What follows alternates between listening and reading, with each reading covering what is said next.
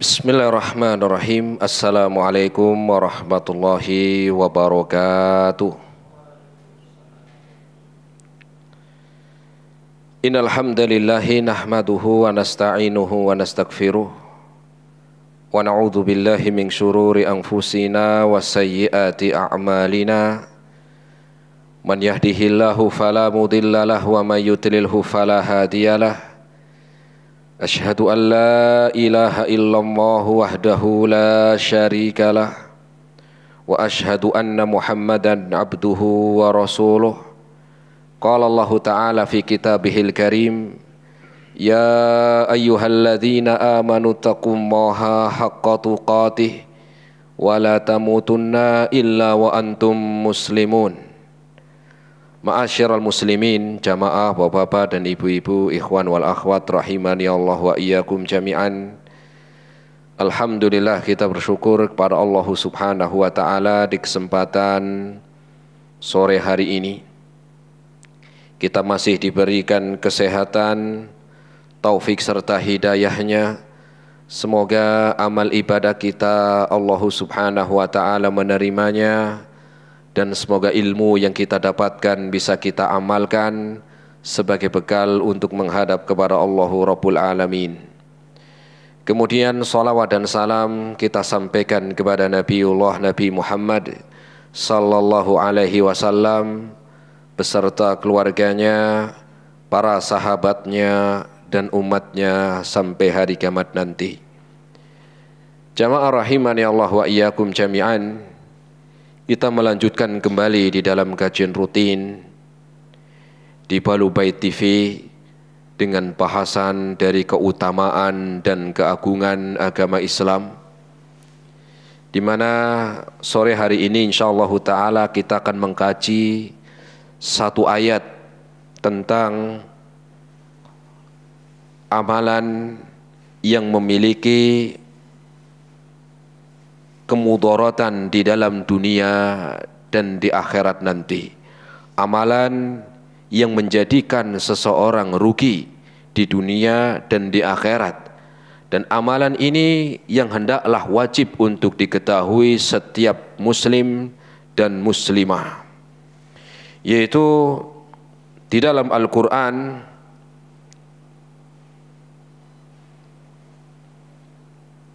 yaitu dalam surat An-Nisa ayat yang ke-48. Kalau di buku lihat halaman 110, lanjutan yang pertemuan lalu, halaman 110 yang bawah. Silakan bisa dibaca, Mas Fahmi aja dah baca. Bismillah.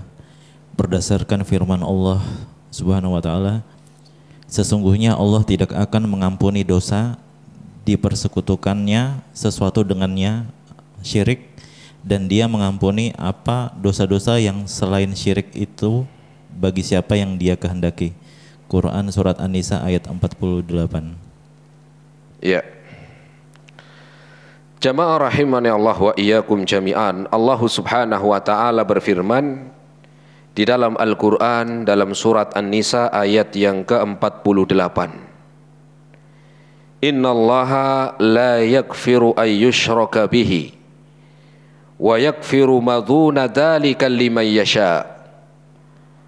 Sesungguhnya Allah Subhanahu wa ta'ala tidak akan mengampuni dosa menyekutukan sesuatu dengannya, dan Allah mengampuni dosa-dosa selain dari perbuatan kesyirikan bagi siapa yang dikehendaki. Jamaah rahimani Allah wa iyyakum jami'an. Ayat yang mulia ini adalah sebagai ayat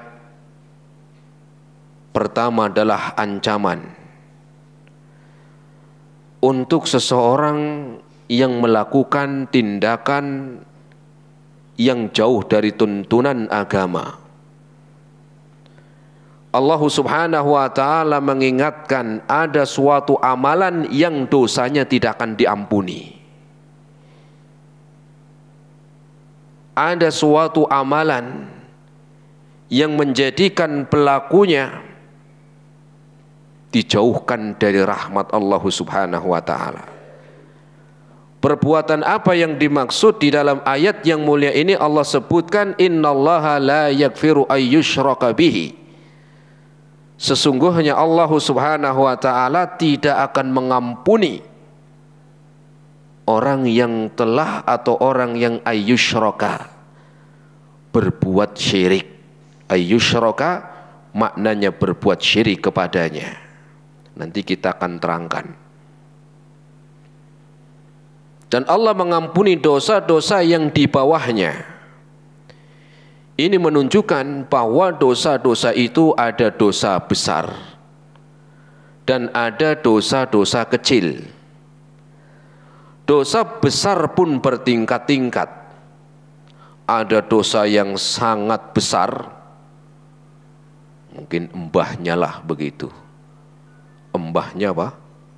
Embahnya dosa. Ya. Kemudian ada dosa besar dan seterusnya. Jadi dosa besar ada yang paling besar, ada yang di bawahnya seterusnya. Dan termasuk dosa yang paling besar adalah menyekutukan Allah Subhanahu wa taala. Innallaha la yaghfiru ayyushraka bih. Padahal kalau kita tahu Allah Subhanahu wa taala Maha Pengampun, sampai dinamakan dengan Al-Ghaffar, At-Tawwab, Maha menerima taubat. Al-Ghaffar, Maha mengampun atau Maha Pengampun. Sehingga ketika Allah sebutkan banyak di dalam Al-Quran, Allah mengampuni, Allah menerima taubat, ya. Maka di sini ayat apa Allah menggambarkan bahwa Allah tidak akan mengampuni perbuatan syirik sampai benar-benar dia bertobat. Ini kira-kira berarti ya perbuatan tersebut ngeri nggak jemaah? Ngeri. Ya. Terus apa makna dari syirik itu sendiri? Ayyushraka. Allah tidak mengampuni ayyushraka, perbuatan syirik. Yang hendaklah dari setiap kita seorang muslim ataupun muslimah untuk takut dari ini. Ya. Kalau Allah yang sudah marah, Allah sudah murka, mau tinggal di mana? Kita mau tinggal di mana? Ya. Kalau masih dimarahin istri, ya gak boleh pulang, bisa tidur di mana Pak? Di masjid. Ya. Kalau masih dimarahin bos, majikan, ya bisa keluar cari tempat kerja yang lain, masih banyak. Nah kira-kira kalau Allah yang sudah marah, sudah murka, nggak diampuni, mau kemana kita? Mau tinggal di mana? Mau nginep di kolong mana kita itu? Nah, maka kita akan bahas dosa kesyirikan jamaah. Adapun syirik itu sendiri ayyushraka bih dalam ayat tadi, maknanya secara arti secara bahasa, makna syirik secara bahasa adalah an-nasib. Nasib itu artinya bagian atau jatah. Adapun yang dimaksud dengan kesyirikan, menyamakan Allah Subhanahu wa taala dengan makhluknya. Menyamakan Allah Subhanahu wa taala dengan makhluknya yang harusnya ini khusus bagi Allah Subhanahu wa taala, tapi dia berikan bagian itu kepada yang lain. Saya ulangi, makna syirik tadi apa? Bagian, jatah.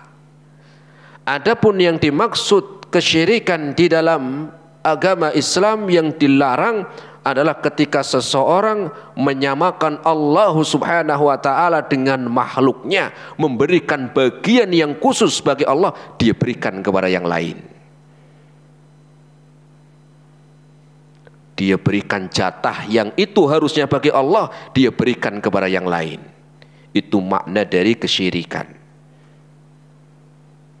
menduakan begitu jemaah. Lo katanya menduakan boleh Ustadz. Ya menduakan yang mana kan begitu. Kalau menduakan istri ya boleh nggak Mas? Boleh. Ada syarat-syaratnya. Tetapi kalau menduakan Allah Subhanahu wa taala adalah dosa yang Allah sebutkan la yaghfiru. Tidak Allah ampuni sampai tobat ini. Jadi kan ngeri jemaah. Kenapa? Menyamakan Allah dengan makhluknya, ya, menjadikan jatah yang itu harusnya bagi Allah dia gunakan untuk yang lainnya. Dia berikan jatah untuk yang lainnya yang harusnya itu khusus bagi Allah Subhanahu wa taala. Nanti kita sebutkan khusus ini apa aja. Itu makna dari apa? Dari kesyirikan. Adapun perbuatan kesyirikan terbagi menjadi 3 jemaah. Inilah yang dimaksud dengan khusus. Seorang yang berbuat kesyirikan kepada Allah itu dalam 3 hal. Di mana 3 hal ini harus dia gunakan, dia yakini untuk Allah Subhanahu wa taala. Ketika dia menyelewengkan, memalingkan yang harusnya itu jatah bagian untuk Allah, dia gunakan untuk yang lainnya. Dia yakini ada yang terlibat selain Allah di situ, inilah masuk kesyirikan. Pertama, meyakini, ya, meyakini ada selain Allah Subhanahu wa taala di dalam kekuasaan alam semesta ini. Yang pertama, saya ulangi. Kesyirikan yang pertama, meyakini ada yang menguasai selain Allah Subhanahu wa taala di dalam kekuasaan atas alam semesta ini.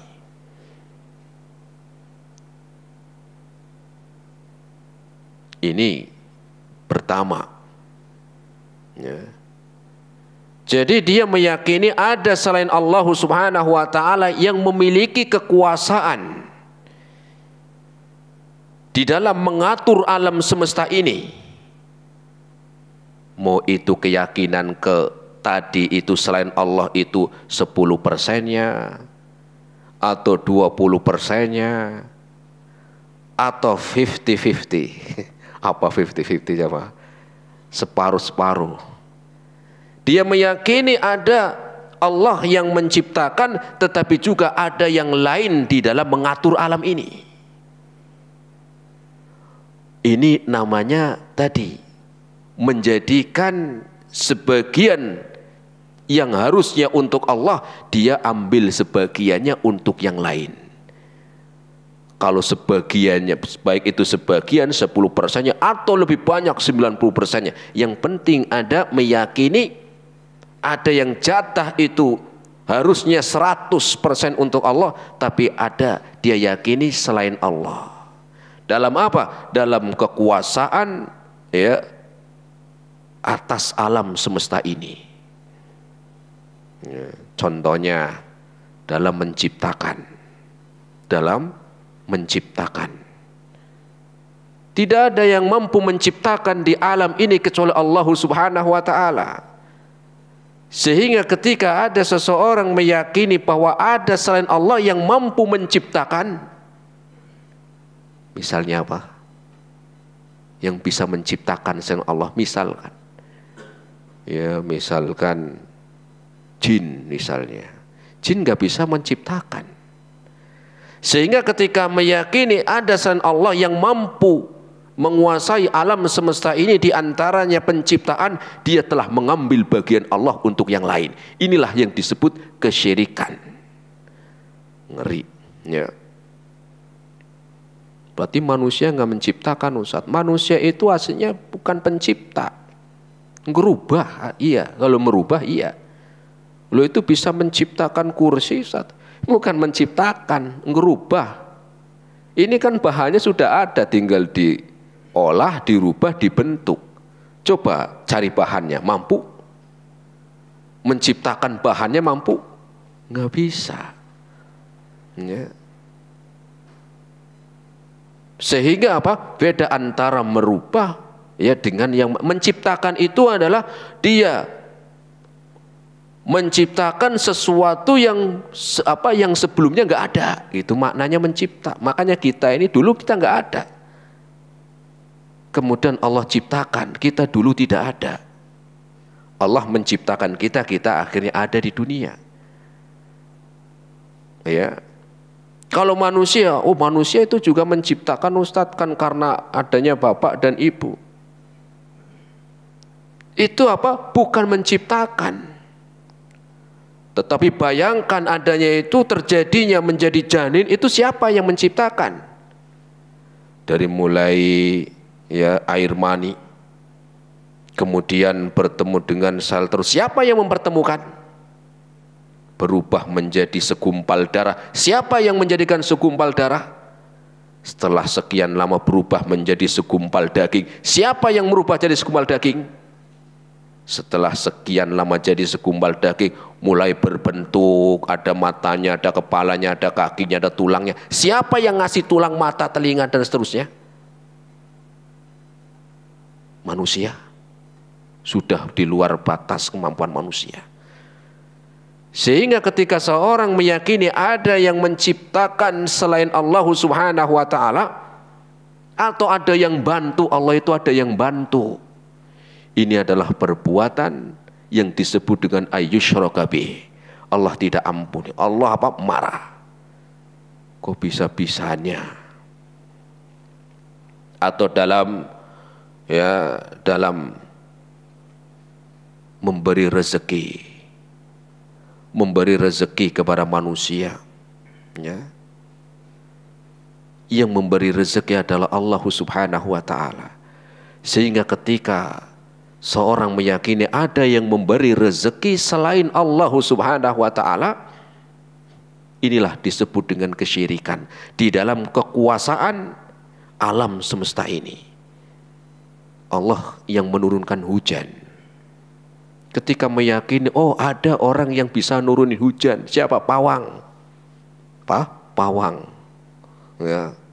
Ini adalah telah menyekutukan Allahu Rabbul Alamin. Ya. Saya dapat rezeki dari apa? Ya, dari orang karena saya bekerja di sana. Iya. Siapa yang menggerakkan hatinya untuk memberi rezeki? Siapa yang menggerakkan hatinya orang itu sehingga butuh kepada orang yang akan bekerja? Itu adalah jalannya, iya. Jalan, tetapi yang memberi rezeki Allah Subhanahu wa ta'ala. Kita diperintahkan untuk bekerja, untuk jalan, untuk mencari rezeki. Tetapi ingat, Allah yang memberi rezeki. Ya. Meyakini, ya, ada yang mematikan selain Allah Subhanahu wa ta'ala. Ya. Ini karena lewat sana tempat angker dia nggak permisi sih, mati dia. Terus yang matiin siapa? Ya mungkin penunggunya jalan itu. Yang mematikan Allah Subhanahu wa ta'ala. Ya mungkin karena sudah takdirnya. Banyak orang lewat situ ya selamat, betul. Kalau kirain meninggal, penunggunya yang mati. Ya nggak bisa. Allah yang mempunyai kekuasaan di dalam menghidupkan, mematikan itu hanya Allah Rabbul Alamin. Sehingga ketika ada seorang meyakini ada selain Allah yang menghidupkan ataupun mematikan, ini adalah kekhususan untuk Allah, maka dia selewengkan untuk yang lainnya. Dia berikan bagian itu kepada yang selain Allah. Inilah yang disebut dengan syirik di dalam kekuasaan Allah atas alam ini, ataupun pengaturan alam ini, ya. Pengaturan apa? Adanya siang dan malam, ya. Adanya musibah, adanya gempa bumi, adanya gunung meletus. Gempa bumi itu kan karena ada lempengnya yang geser. Yang geserin siapa, Pak? Kan begitu, betul jemaah? Oke, ya geser kalau itu katanya begitu. Yang geserin siapa? Gitu loh. Sehingga yang geserin jin. Wah, ini sudah pengaturannya. Dia sudah menjadikan sen Allah sudah apa? Sudah dia berikan kepada yang lain. Inilah yang disebut kesyirikan. Dalam memberikan rezeki, oh jimat ini nih, setelah saya pakai jimat ini, rizki saya lancar, jualan saya lancar. Wah, ya, padahal yang memberi rezeki Allah, bukan itu, apalagi cuman benda mati. Dan Allah sebutkan hal ini di dalam Al-Quran dalam surat Fatir ayat yang ketiga. Surat apa jemaah? Surat apa bu? Ayat yang ketiga. Allah subhanahu wa ta'ala berfirman, hal min khaliqin ghairullahi yarzuqukum minas sama'i wal ard. Apakah ada yang menciptakan selain Allah subhanahu wa ta'ala? Apakah ada? Ini Allah bukan bertanya, tapi pertanyaan untuk mengingkari. Apakah ada yang menciptakan selain Allah subhanahu wa ta'ala? Nggak ada yang bisa menciptakan. Ya. Menciptakan alam ini, manusia, hewan, nggak ada. Nggak usah jauh-jauh, ciptakan, coba buat nyamuk. Tahu nyamuk? Berapa kilo? Satu. Ya nggak kiloan lah. Itu kalau ditaruh di, ya taruh di apa itu, di kiloan itu yang pakai jarum, nyamuk taruh di situ yang mati, itu geser nggak itu kira-kira? Jarumnya nggak geser. Mampu nggak manusia buat nyamuk satu? Mampu? Nggak usah yang gede-gede, udahlah satu aja. Nggak usah kayak hewan-hewan yang lain, udah nyamuk aja yang kelihatan. Nggak bisa. Paling manusia buat robot, ya robot itu kan paling terbatas, ada baterainya, ada listriknya. Baterainya habis atau konslet yang nggak bisa ngapa-ngapain. Coba bayangkan nyamuk bisa terbang. Makanya Allah katakan hal min khaliqin ghairullahi. Apakah ada yang menciptakan selain Allah? Ada yang mampu menciptakan selain Allah? Enggak ada, sudah. Sehingga ketika ini diyakini ada selain Allah, baik setengahnya, 10%-nya, ada selain Allah yang ikut andil di situ, inilah disebut dengan kesyirikan. Enggak ada yang menciptakan. Seandainya bisa, mampu memberikan rezeki. Allah katakan, apakah ada yang mampu menciptakan selain Allah subhanahu wa ta'ala? Yarzuqukum minas sama'i. Kemudian Allah memberikan rezeki dari langit, wal ardi, kemudian bumi, la ilaha illa huwa, tidak ada kecuali Dia, yaitu Allah subhanahu wa ta'ala. Fa anna tu'fakun. Kenapa kalian banyak kalian banyak berpaling? Kenapa kalian berpaling? Sudah jelas, ya sudah jelas, nggak ada. Jin nggak bisa, jin diciptakan. Manusia apalagi manusia. Hewan apalagi hewan, apalagi makhluk di dunia, nggak ada yang mampu menciptakan. Nah, ini yang pertama. Yang kedua, berbuat kesyirikan di dalam urusan peribadahan. Ini poin yang kedua, bentuk kesyirikan yang kedua, berbuat kesyirikan di dalam peribadahan. Kalau tadi di dalam apa? Kekuasaan, yang itu khusus bagi Allah, nggak ada yang lain. Kalau ini dalam peribadahan, yang harusnya ibadah itu Allah, ini diambil bagian ibadah untuk yang lain. Sama, ini juga perbuatan kesyirikan. Kenapa? Dia sudah menyamakan Allah dengan yang lain di dalam ibadah. Ya. Contoh sholat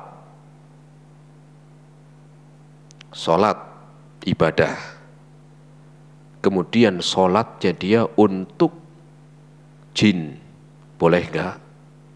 Nggak boleh. Kenapa? Ibadah itu khusus untuk Allah.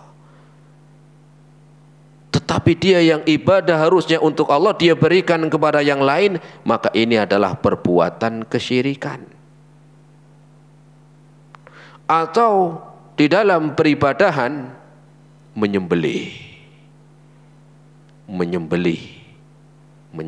ayam, menyembelih kambing. Karena Allah sebutkan fasholli li rabbika wanhar, dan solatlah kalian dan menyembelihlah untuk Allah subhanahu wa ta'ala. Orang ini nyembelih tapi untuk jin. Untuk jin kidul, untuk jin timur, untuk jin barat misalnya. Maka ini adalah perbuatan kesyirikan. Ya. Tapi waktu nyembelihnya baca bismillah Ustaz. Iya bacanya, tapi niatnya untuk apa? Untuk mempersembahkan. Bukan untuk Allah Subhanahu wa ta'ala, tetapi untuk penunggu-penunggu dari makhluk-makhluk. Maka perbuatan tersebut adalah perbuatan kesyirikan yang harusnya beribadah, di antara ibadah menyembelih seperti sholat. Orang misal antara sholat dan menyembelih itu kan sama-sama ibadah. Sholat dan menyembelih itu ibadah. Kalau ada orang sholat, misalnya di laut barat misalnya, sholat ngadepnya ke laut, sholat ngadepnya ke laut, kira-kira karena dia niatnya ya untuk diberikan kepada penunggu laut, makanya ngadepnya ke laut. Antum kira-kira omongin orang ini apa? Antum mau katain orang ini apa? Sesat. Sahih nggak? Iya nggak? Iya nggak? Saya ulangi, kok pada diem nih? Ada orang sholat di laut barat misalnya, dia ngadepnya ke laut dan dia niatkan dalam sholatnya itu untuk penunggu laut barat tadi. Antum kira-kira katakan orang ini benar apa salah? Salah. Sekarang kalau dibalik, menyembelih sekarang, kan sama-sama ibadah. Menyembelih di laut, dihadapkan ke laut, kepalanya juga sekalian dikelautin gitu. Kita mau katain orang ini apa? Salah apa benar? Jangan begitu, sama. Sholat dengan ibadah, sholat sama nyembelih sama. Kenapa ketika sholat kita sepakat gak boleh sesat, masa sholat untuk jin? Harusnya sama dong, ini juga nyembelih, kenapa untuk jin? Fasholli li rabbika wanhar. Sholatlah kalian kepada Allah dan nyembelihlah kepada Allah. Mafhum? Peribadahan, menyekutukan Allah dalam peribadahan, entah itu setengah-setengah atau separuh-separuh atau mungkin sedikit ya. Doa kepada Allah, misalnya habis sholat kan doa, setelah sholat masih doa lagi, kemudian ke kuburan minta kepada orang yang mati, minta kepada orang mati. Doa itu ibadah. Rasul mengatakan ad-du'a huwal ibadah. Doa itu adalah ibadah. Lah sekarang kalau ada orang ya, orang doa di masjid, angkat tangannya. Betul apa salah? Betul. Sekarang sama-sama doa, ngangkat tangannya. Bedanya cuman tadi di masjid mintanya ke Allah, ini di kuburan. Tapi bukan sembarangan kuburan. Kuburan apa? Kuburan keramat. Minta di situ. Antum mau katain apa? Salah apa benar? Salah. Kenapa? Padahal sama-sama ngangkat tangan, sama-sama minta. Bedanya di mana? Mintanya tadi di masjid kepada Allah, tetapi mintanya ketika doanya di kuburan, mintanya kepada kuburan. Inilah menyamakan Allah dengan makhluk yang harusnya doa itu dia harusnya kepada Allah, tetapi dia mintanya kepada selain Allah. Inilah perbuatan kesyirikan di dalam peribadahan. Ya. Dan ini Allah sebutkan dalam Al-Quran surat Al-Baqarah ayat yang ke-165. Surat apa? Al-Baqarah 165. Allah subhanahu wa ta'ala berfirman, wa minan nasi mayyattakhidhu min dunillahi andada yuhibbunahum kahubbillah. Dan ada dari manusia yang mereka menjadikan selain Allah subhanahu wa ta'ala tandingan-tandingan, bagian-bagian, sekutu-sekutu, porsi-porsi ya.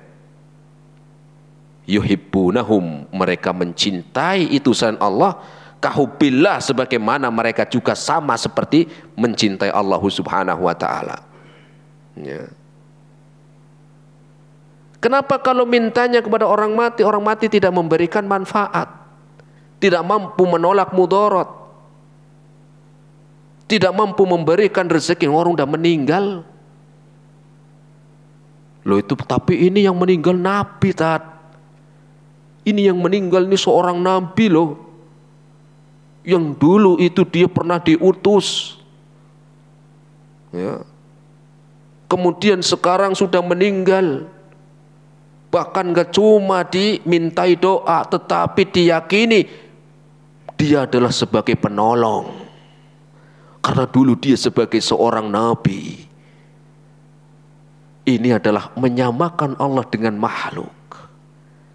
Karena sudah meninggal, walaupun belum meninggal pun gak bisa memberi manfaat. Karena manusia itu diciptakan. Sehingga ada orang-orang yang menjadikan selain Allah itu tandingan-tandingan. Yang harusnya dia beribadah kepada Allah saja, dia beribadah kepada manusia. Entah itu manusia yang dulunya dia orang soleh kemudian dia meninggal, atau dulunya seorang nabi sekarang sudah meninggal diibadahi, dijadikan peribadahan, atau yang dulunya dia apa? Atau yang memang sudah meninggal sudah lama. Ya. Maka inilah menjadikan ya tandingan bagi Allah dalam peribadahan. Ya. Kalau orang meninggal tidak bisa memberi. Ya. Tidak mampu menolak mudarat, tidak mampu memberikan manfaat. Ya. Nah, ini diantara contoh perbuatan kesyirikan di dalam peribadahan. Mengambil bagian yang harusnya itu untuk Allah, dia berikan kepada yang lain.